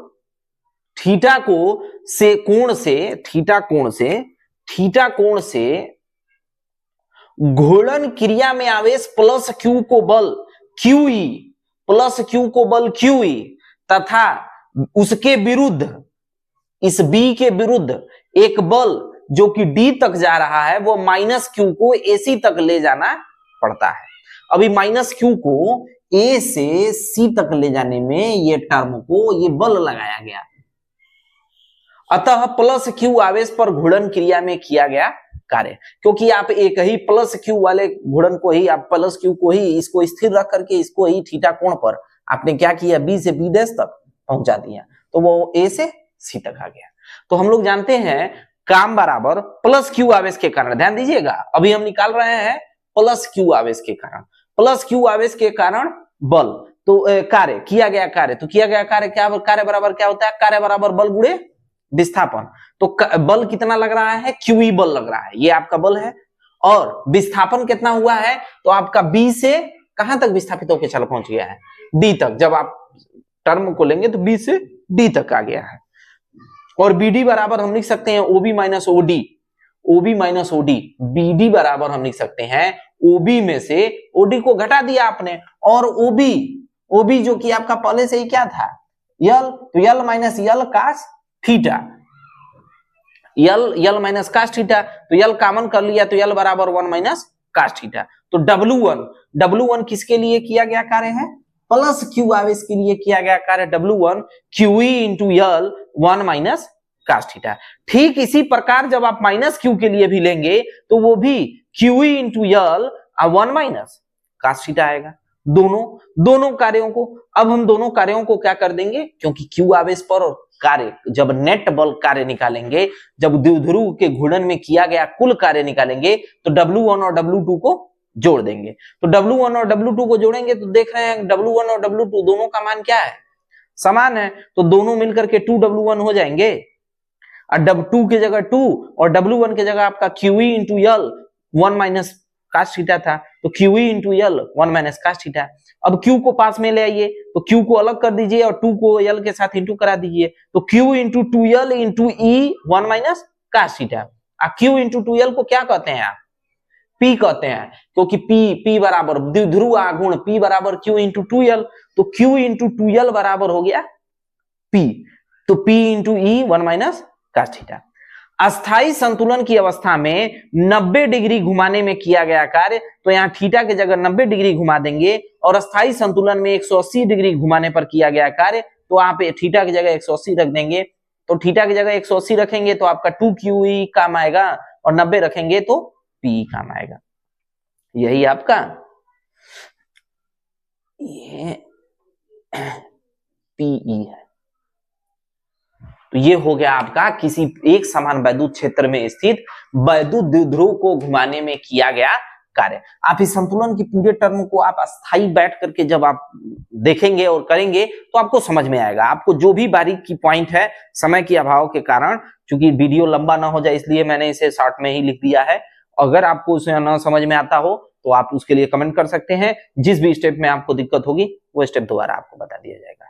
वैद्युत क्षेत्र में वैद्युत द्विध्रुव की स्थितिज ऊर्जा, वैद्युत क्षेत्र में वैद्युत द्विध्रुव की स्थितिज ऊर्जा के बारे में बात करते हैं। Potential energy of electric dipole in electrical field.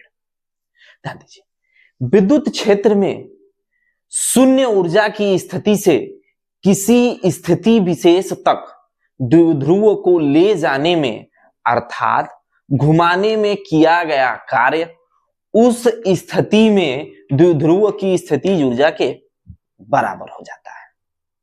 यह सिद्ध किया जा सकता है कि द्विध्रुव की स्थितिज ऊर्जा तब शून्य होती है जब वह क्षेत्र के साथ लंबवत होता है, यानी थीटा डिग्री का जो विक्षेप की स्थिति में द्विध्रुव पर वैद्युत क्षेत्र में कार्य करने वाले बल युग्म का आघूर्ण टाउ बराबर P sin थीटा होता है। हमने ये बात पढ़ी है। इस स्थिति में डी थीटा कोणीय विस्थापन देने में किया गया कार्य, तो DW बराबर टाउ बराबर डी थीटा।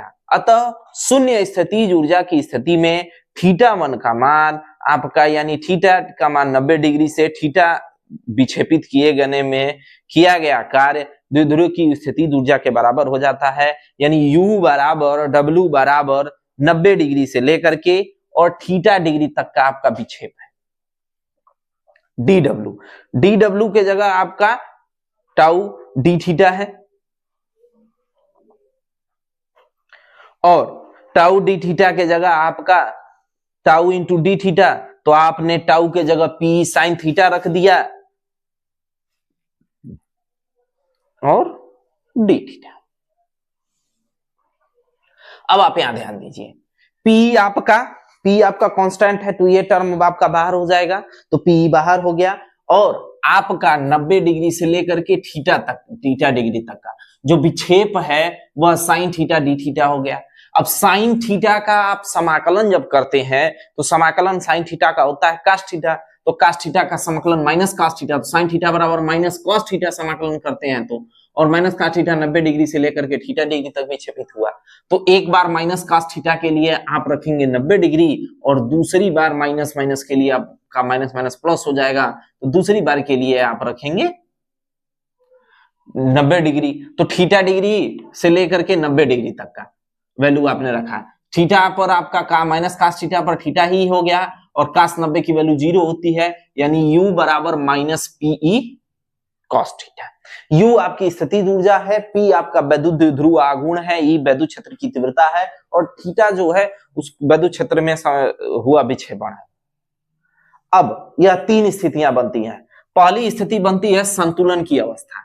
संतुलन की अवस्था में थीटा का मान 0 डिग्री हो जाता है, अर्थात u minus P cos theta के जगह 0 डिग्री और कास 0 डिग्री का मान 1 होता है, इसलिए u बराबर माइनस पीई। यह होता है संतुलन की स्थिति। दूसरा होता है वैद्युत क्षेत्र के लंबवत रहने पर। वैद्युत क्षेत्र के लंबवत रहने पर मतलब थीटा डिग्री का मान आपका 90 डिग्री हो जाएगा, तो जो आपकी स्थितिज ऊर्जा u बराबर माइनस पी कॉस थीटा ही है, वहां थीटा की जगह 90 डिग्री हो जाएगा, यानी 90 डिग्री का मान हो जाएगा आपका 0, कास 90 का मान 0, और माइनस पी के साथ आप इसका इंटू कराएंगे तो यह कितना हो जाएगा 0।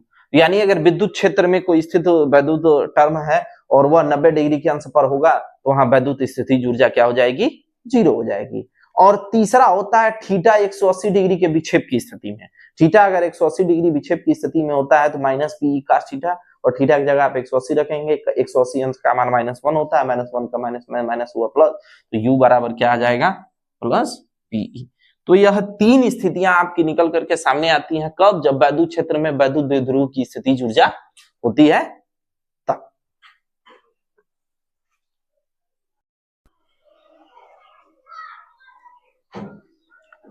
आज हम लोग बात करेंगे वैद्युत द्विध्रुव के कारण उत्पन्न वैद्युत क्षेत्र की तीव्रता। वैद्युत द्विध्रुव के कारण हम लोगों ने उसके आघूर्ण के बारे में पढ़ा है। अब हम लोग बात करेंगे कि कोई अगर वैद्युत द्विध्रुव है तो वो वैद्युत क्षेत्र की तीव्रता भी उत्पन्न करता है। वो तीव्रता दो स्थितियों में उत्पन्न करता है, एक अक्षीय स्थिति में और दूसरा निरक्षीय स्थिति में। तो इनके विषय में हमें बात करना है, और board according to the board point of view यह बहुत इंपॉर्टेंट है। बोर्ड पेपर में अक्सर ये रिलेट करके पूछता है, अल्टरनेट करके ये दोनों स्थितियां हर बार आई हुई हैं ईयर गैप करके। बात करते हैं वैद्युत द्विध्रुव के कारण किसी बिंदु पर उत्पन्न वैद्युत क्षेत्र की तीव्रता उन तीव्रताओं के वेक्टर योग के बराबर है जो क्रमशः द्विध्रुव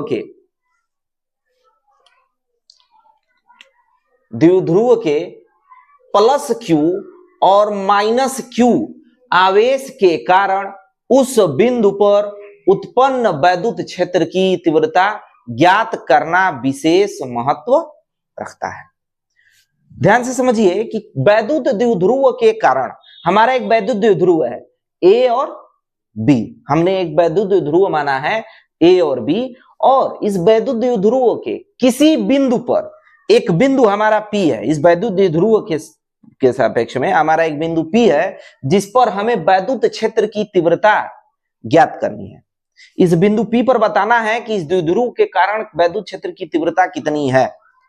तो यह जो वैद्युत क्षेत्र की तीव्रता होती है, यह तीव्रता इन दोनों क्षेत्र की तीव्रता उन तीव्रताओं के वेक्टर योग के बराबर है, उन तीव्रताओं के वेक्टर योग के बराबर है जो प्लस q और माइनस q आवेश के कारण उत्पन्न होती है।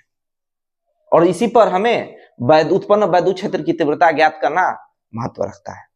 अब ऐसा समझिए, प्लस q आवेश के कारण प्लस क्यू आवेश के कारण आपका उत्पन्न वैद्युत क्षेत्र की तीव्रता और माइनस क्यू आवेश के कारण उत्पन्न वैद्युत क्षेत्र की तीव्रता E1 और E2 है, E1 और E2 है। चूंकि अब इनका हमने बात किया है कि यह उत्पन्न इन दोनों के वैद्युत क्षेत्र की तीव्रताओं के वेक्टर योग के बराबर होता है, तो वेक्टर योग हमने ले लिया है, वेक्टर योग के बराबर होता है। तो अब यहाँ वेक्टर योग के लिए बराबर होता है, तो हम अगर यहाँ इसके वेक्टर योग को क्लासिफाइड करेंगे तो ध्यान से आप देखेंगे कि E1 की दिशा वेक्टर के दूसरी तरफ है और E2 की दिशा उल्टी है। तो E1 की दिशा वैद्युत द्विध्रुव के तरफ है, तो E1 तो E1 ही रहेगा, प्लस में ही रहा। लेकिन E2 की दिशा क्या है, विपरीत है, इसके वजह से यह E2 किसमें हो गया, माइनस में। इन दोनों की तीव्रताएं अलग अलग हैं। या तो आप यहां से ऐसे समझिए, और नहीं तो आप जब प्लस क्यू आवेश के कारण आप बिंदु रखेंगे तो प्लस क्यू आवेश के कारण या तो यहां प्लस क्यू रखिए, नहीं तो यहां माइनस क्यू रखिए। दोनों में से आप किसी एक स्थिति को फॉलो कर सकते हैं। इन केस अगर आपको यह बात न समझ में आ रही हो तो हम इसे इरेज कर दे रहे हैं और यहां से हम आपको समझा रहे हैं। जब ऐसा है कि प्लस क्यू आवेश के कारण आप रखेंगे तो ये प्लस E2 टर्म के लिए, और यहां E1 के लिए, E2 के लिए माइनस और E2 E1 के लिए प्लस। तो यहां आवेश जो है आप यहां प्लस रखिए और यहां माइनस रखेंगे तो भी आपको रिजल्ट में E1 माइनस E2 ही मिलेगा। तो हमें अच्छी स्थिति में अगर हम बात करते हैं कि किसी वैद्युत द्विध्रुव के कारण वैद्युत क्षेत्र की तीव्रता अगर ज्ञात करनी है तो यह दो स्थितियों में ज्ञात किया जाता है, अच्छी स्थिति या अनुदैर्घ्य स्थिति में, और दूसरा निरक्षीय स्थिति अथवा अनुप्रस्थ स्थिति में। तो आज हम लोग बात करेंगे अच्छी स्थिति के बारे में।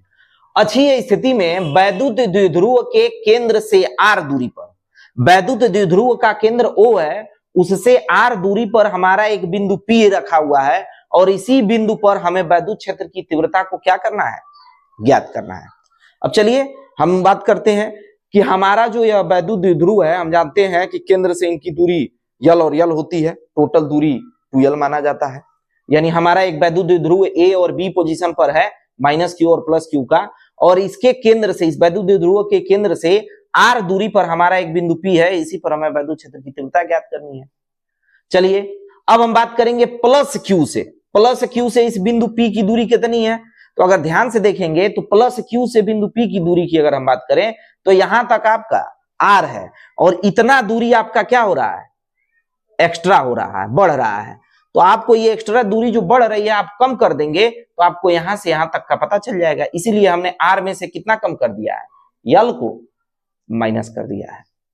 और वहीं जब माइनस क्यू के सापेक्ष अगर यह दूरी हम लेंगे तो माइनस क्यू के सापेक्ष दूरी लेंगे तो बताइए इतना दूरी अभी हमें और बढ़ना है ना r के, तो इसीलिए माइनस क्यू के लिए यह दूरी क्या हो गई है, r प्लस L। r तो यहां तक है ही, और यहां से यहां तक की दूरी कितनी है, L है, तो इतना और हमें बढ़ाना पड़ेगा, इसमें और इतना हमें बढ़ाना है। तो बढ़ाने के लिए हम क्या कर दिए हैं, ऐड कर दिए हैं। और इसमें कम करना है, देखिए इतना दूरी कम करना है, यानी L दूरी कम करनी है, तो L दूरी कम कर लिया। अब बात करते हैं प्लस क्यू आवेश के कारण बिंदु P पर उत्पन्न वैद्युत क्षेत्र की तीव्रता E1 बराबर 1/4 पाई एप्सिलॉन नॉट K, और ये Q अपान R माइनस L स्क्वायर। क्यों, क्योंकि यह प्लस क्यू आवेश के कारण है, तो यहाँ प्लस लिखना हम उचित नहीं समझ रहे हैं, प्लस को लिखा नहीं जाता है, तो यहाँ प्लस आप लिख भी सकते हैं, ब्रैकेट में क्लोज कर दीजिएगा। दूसरा माइनस क्यू आवेश के कारण उत्पन्न वैद्युत क्षेत्र की जो वैद्युत क्षेत्र की तीव्रता होती है बिंदु P पर E2 बराबर 1/4 pi epsilon not Q1 Q2, और यहाँ जो है आपका माइनस क्यू आवेश के कारण है, तो यहाँ पर क्या लग जाएगा आपका माइनस। कब, जब आप वेक्टर योग से नहीं समझ रहे हैं तब, नहीं तो यह E की जो वैल्यू होगी, अतः बिंदु P पर विद्युत क्षेत्र की तीव्रता E1 व E2 के अंतर के बराबर होगी। E1 और E2 के अंतर के इसलिए बराबर होगी क्योंकि यह वेक्टर योग लिया गया है और इनकी दिशाएं विपरीत हैं। तो या तो आप यहां माइनस रख के कर लीजिए E1 E2 पे प्लस करके, और नहीं तो आप अंतर ले लीजिए। तो E बराबर E1 माइनस E2, E1 के जगह E1 की वैल्यू पुट किया और E2 के जगह E2 की वैल्यू पुट किया। ये दोनों समीकरणों की वैल्यू हम पुट किए हैं। E1 के जगह देखिए 1/4 pi epsilon not K R minus L का होल स्क्वायर, Q अपन R माइनस L का होल स्क्वायर, और दूसरा E2 के जगह 1/4 pi epsilon not K Q upon R plus L का होल स्क्वायर। दोनों में आप ध्यान देंगे तो q upon 4 pi epsilon not क्या है, कॉमन है, ये हमारा कॉमन है, इतना q भी है आप में और ये भी टर्म मिल रहा है, दोनों में से हमने बाहर निकाल दिया, तो यहां बचा 1 अपान r माइनस यल का होल स्क्वायर और यहां आपका बचा 1 अपान r प्लस यल का होल स्क्वायर। अब जब आप इन दोनों टर्मों का एलसीएम लेंगे तो r माइनस यल और r प्लस यल के होल स्क्वायर का एलसीएम हो जाएगा r माइनस यल का होल स्क्वायर और r प्लस यल का होल स्क्वायर, और इसका आप क्रॉस मल्टीप्लीकेशन करा देंगे, तिरछी तिरछा गुणा करा देंगे, गुणा कराएंगे तो r प्लस यल का होल स्क्वायर इधर हो जाएगा और r माइनस यल का होल स्क्वायर इधर। अब ये a प्लस बी का होल स्क्वायर है और ये a माइनस बी का होल स्क्वायर, तो हम जब इस फार्मूले में रखेंगे तो a प्लस बी का होल स्क्वायर r का स्क्वायर प्लस यल का स्क्वायर प्लस 2rl, और ध्यान रखिए यहाँ माइनस है, तो माइनस जो है r, अगर हम माइनस की बात करें तो यहाँ r माइनस यल का हमने फार्मूला रखा, r का स्क्वायर प्लस यल का स्क्वायर और माइनस 2rl, और जब माइनस अंदर जाएगा तो यह हो जाएगा माइनस r का स्क्वायर माइनस यल का स्क्वायर और प्लस 2rl। बस यही वैल्यू डायरेक्ट यहां रख दी गई है स्टेप को कम करने के लिए, क्योंकि आप क्लास 12th में पढ़ रहे हैं और आपको स्टेप एक एक स्टेप चलना कोई जरूरी नहीं है, आप एक आध दो स्टेप क्या कर सकते हैं, कूद सकते हैं, आप एक दो स्टेप छोड़ सकते हैं। अब आप ध्यान दे रहे हैं कि प्लस r स्क्वायर से minus r square cancel, plus l square से माइनस l स्क्वायर कैंसिल, और 2rl प्लस 2rl कितना हो जाएगा 4rl। अब ये हो गया q अपान 4 पाई एप्सिलॉन नॉट के 4 डॉट rl अपान r माइनस यल का होल स्क्वायर। अब बात को समझिए, यहां आपका दिया है q into 4 pi epsilon naught के और ये 4rl अपान r स्क्वायर माइनस यल का होल स्क्वायर। ये क्यों r स्क्वायर माइनस यल का स्क्वायर होल स्क्वायर है, ध्यान दीजिए, तो a माइनस बी और a प्लस बी, तो a का स्क्वायर माइनस बी का स्क्वायर और दोनों का होल स्क्वायर है तो दोनों का होल स्क्वायर, तो a माइनस बी के होल स्क्वायर से किया गया, a माइनस बी और a प्लस बी, तो a का स्क्वायर माइनस बी का स्क्वायर और उसका होल स्क्वायर पहले से ही दोनों पे था तो दोनों का होल स्क्वायर। अच्छा, इसको सेट करना है हम, ध्यान दीजिएगा, q को q ही मैंने रहने दिया और r 4rl में से हमने 2l बाहर कर लिया और 2r को यहीं हमने छोड़ दिया, 2r को हम यहीं छोड़ दिए हैं और ये हो जाएगा r माइनस यल का होल स्क्वायर और ये हो जाएगा 4 पाई एप्सिलॉन नॉट के। अच्छा, आपने वैद्युत द्विध्रुव P बराबर पढ़ा है कि P is equal to Q into 2l, तो यहां हम क्या वैद्युत द्विध्रुव रख दें, तो वैद्युत द्विध्रुव के आगुण के लिए टर्म हमारा हो जाएगा P और ये 4 पाई एप्सिलॉन नॉट के और यहाँ 2r अपान r square minus L square का होल स्क्वायर। ये इतना स्टेप आपका सेटल डाउन किया गया है तो ये बना है q इंटू 2l और अपन 4 पाई एप्सिलॉन नॉट के 2r upon r square minus L square का होल स्क्वायर। अच्छा, q इंटू 2l को आप क्या लिख सकते हैं, p 2r upon r minus L का whole square 1 upon 4 pi epsilon naught के ही था। अब आप जरा बात बताइए, अब जरा ध्यान से फिगर को देखिए, यहां एक बात कह रहा है कि r का मान यल से बहुत कम है तो r स्क्वायर का मान तो यल स्क्वायर के लिए और कम हो जाएगा। कैसे, ध्यान से देखिए, यहां यल इतने ही दूरी में है और r का मान देखिएगा कहां तक का है, यल इतना ही तक है और r इतना बड़ा है, तो r के मुकाबले यल की लंबाई क्या है, ये बहुत छोटी है, यल बहुत छोटा है r के सामने बहुत छोटा है, तो उसका स्क्वायर करेंगे। हम कह रहे हैं, ध्यान दीजिएगा, 2 जो है 3 से बहुत छोटा है, या ऐसे कह दे कि 2 5 से या 2 7 से बहुत छोटा है, 2 7 से बहुत छोटा है, तो 2 का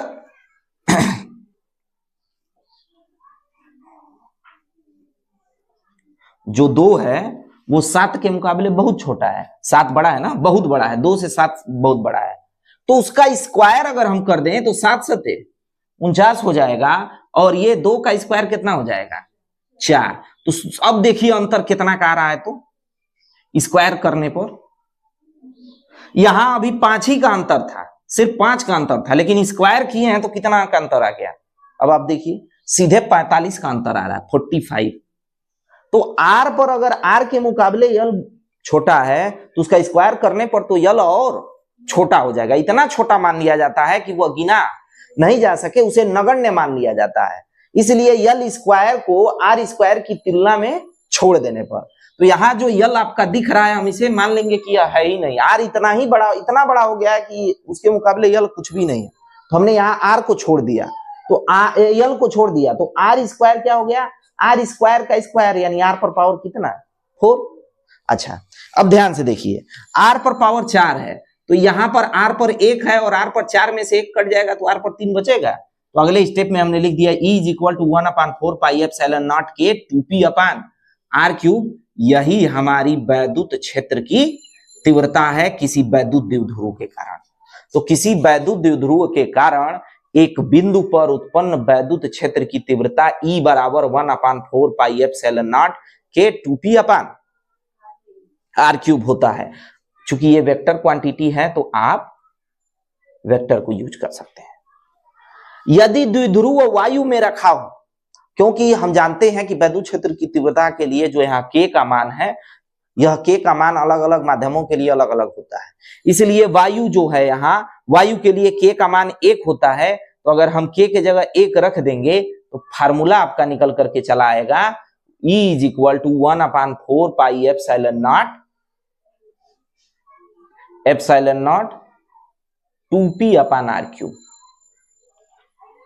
तो ये आपका किसी वैद्युत द्विध्रुव के कारण उत्पन्न वैद्युत क्षेत्र की तीव्रता है। किस स्थिति में? तो अक्षीय स्थिति में। अब हम पढ़ेंगे निरक्षीय स्थिति के बारे में।